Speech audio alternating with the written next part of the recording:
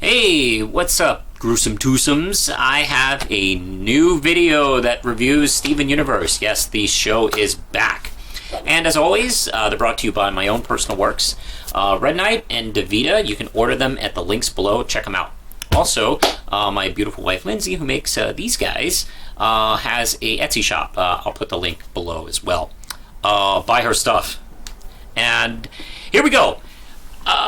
Okay, we've been waiting a couple months, 2-3 months, or 5 years. I don't know. It's been a while. And finally, we're back with Steven Universe.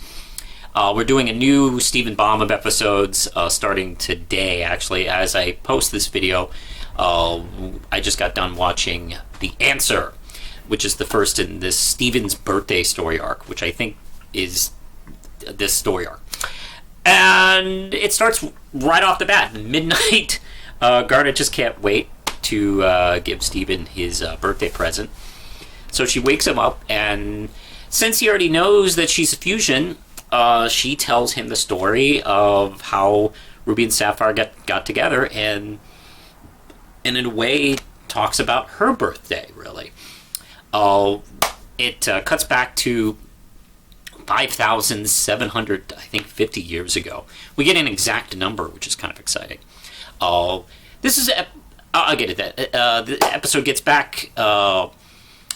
Sapphire plus 3 rubies, all voiced by the same voice actors, by the way, with different placement of their gems on their bodies, are brought to Earth to work on this rebel problem that seems to be stirring up on Earth. Sapphire meets with Blue Diamond, and what's a nice effect is that we don't really get to see Blue Diamond much during this conversation. That's when Rose and Pearl attack, and during the battle, Ruby saves Sapphire from Pearl and accidentally fuse with her. This apparently is a big no-no and a big law for lower gems, or actually any different kind of gem, to fuse with others. So punishment is supposed to go to Ruby, where she is supposed to be shattered for this. No written warning. Shattered, killed, murdered, executed. Sapphire instead grabs her, and they flee and they escape right into the arms of Rose and Pearl. And it's beautiful how accepting Rose is with Garnet, and we get to see Garnet's first fusion for the first time, and it's a beautiful, touching story. We even get a song, and let's talk about like the details of it. I'm excited to see flashback episodes come now from other characters besides Greg, because there's like maybe 5,000-6,000 years of history in this show before Greg shows up. So I'm now excited to see this happen. Of course, Garnet is the perfect person to tell this story, and it's wonderful to watch how first off it's exciting to see Rose and Pearl from the viewpoint of their enemies, where they're even scared of them, and they're working together in unison and perfect. And it's kind of cool to see Rose and Pearl at this point in their lives, and I hope to see more of that, actually.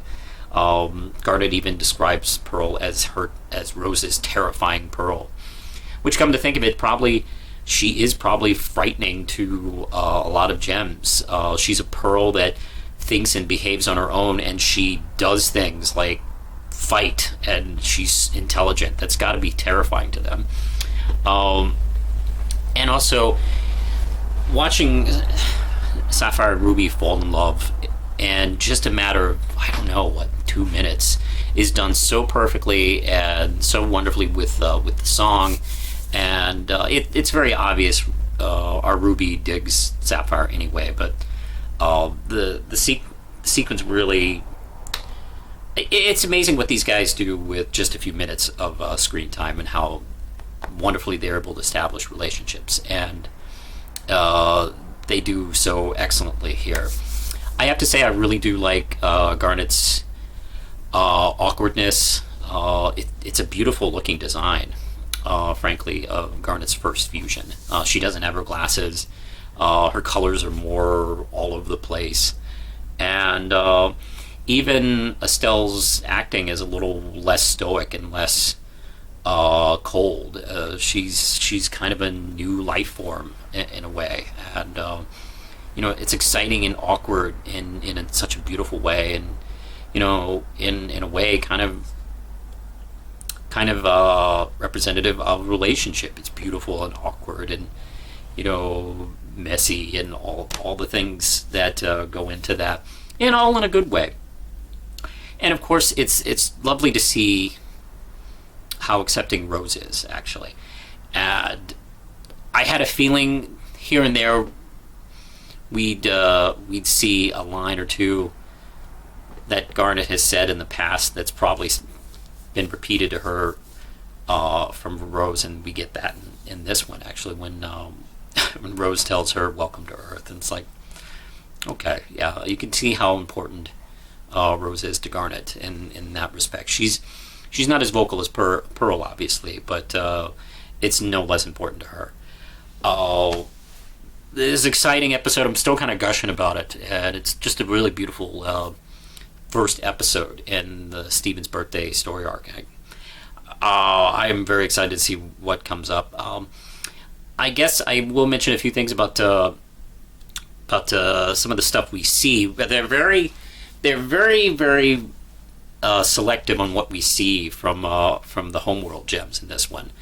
We only see taller, almost silhouette versions of the taller, more powerful gems, including what I'm pretty sure is Lapis in that group. We also get a meeting with Blue Diamond, who I didn't even think about appearing in this episode, and it's what we see of her is fantastic. And since Garnet is narrating this, she speaks for Blue Diamond, so we don't hear Blue Diamond's voice in this one. So she's still shrouded in mystery, literally shrouded in mystery. We only get to see really a little bit of her. We see her Pearl. This is the first non-Pearl we see, and